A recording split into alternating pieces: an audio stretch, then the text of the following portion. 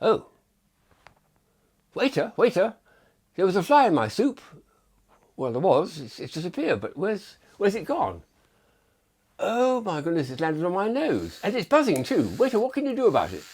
Oh my goodness.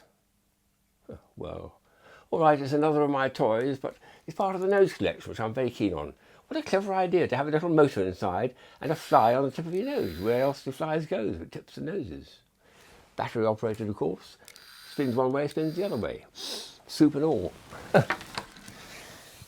It is noticeable in party shops that noses are often the subject for children's toys for parties. And here's a typical example of one. There's hundreds of these being made.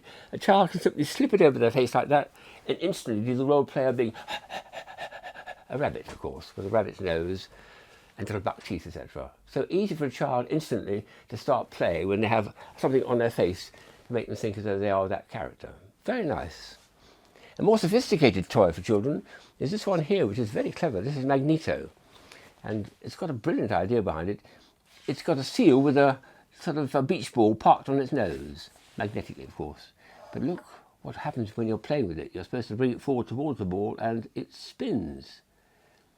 There's a magnet here, of course. There's a magnet in there, slightly offset, friction, etc., etc. It's acting almost like a motor, you know. It's got two magnets, and it's creating motion. What a lovely idea.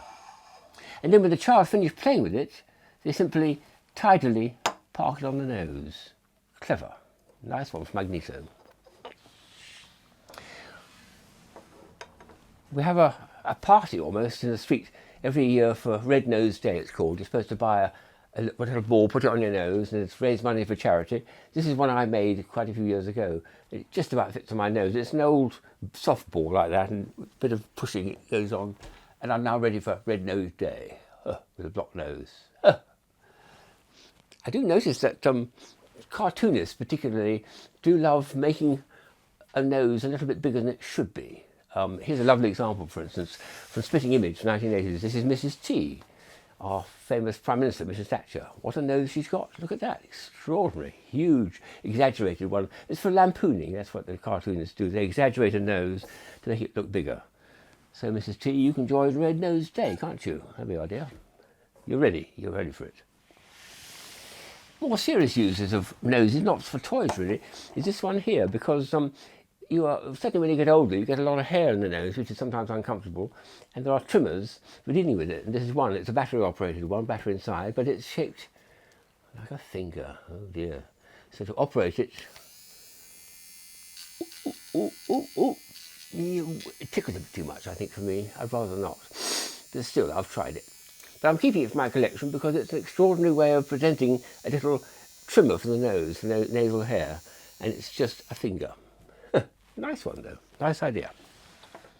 Just in passing, I showed last time this charming creature, Kilroy, was here, but this is a much better made and clearer version of the famous character from the Second World War, who's looking over a wall, mournfully saying, "What, no sugar?" because it's rationing in the war, or "What, no beer?" or something. A nice one there, but it's a little bit easier to see. There's one I've had here for many years, so long in fact that the battery inside is one of those funny square batteries which they hardly ever make anymore. And it lights up. Let's turn it off to start with. Get it on my nose. Which does it? This is again for party fun. And then when you're walking around, you can light your nose up, and look happy. Yes. Red Nose Day. Well, something else. Also means you've been drinking too much beer, I suppose, or whiskey or something. Anyway, it's a bit of fun. It's a nose which lights up, and it's got battery containers and a glass. In children's literature, well, in the main literature for that matter, noses do appear like Cyrano Bergerac with an enormous nose, but for children's literature, only two that I know of.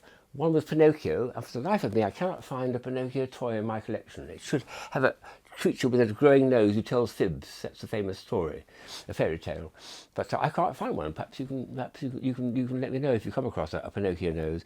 The other character who appears so often in children's fairy tales is, of course, Rudolph, the red-nosed reindeer, who I showed recently. And just to remind you what happens, he's got a red nose, and when you turn it on, he lights up, flashing red nose, and he takes off. Bye-bye, Rudolph. And the last item to show is a wind-up nose, would you believe?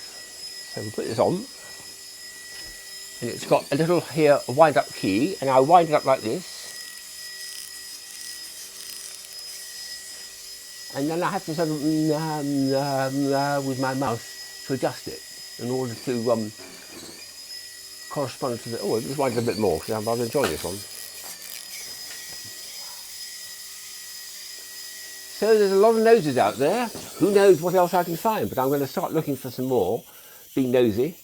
And they're all great fun to produce and to show for children, but some of them are more serious noses. So it's a mixture really of mostly toys, but also fun for adults. The nose.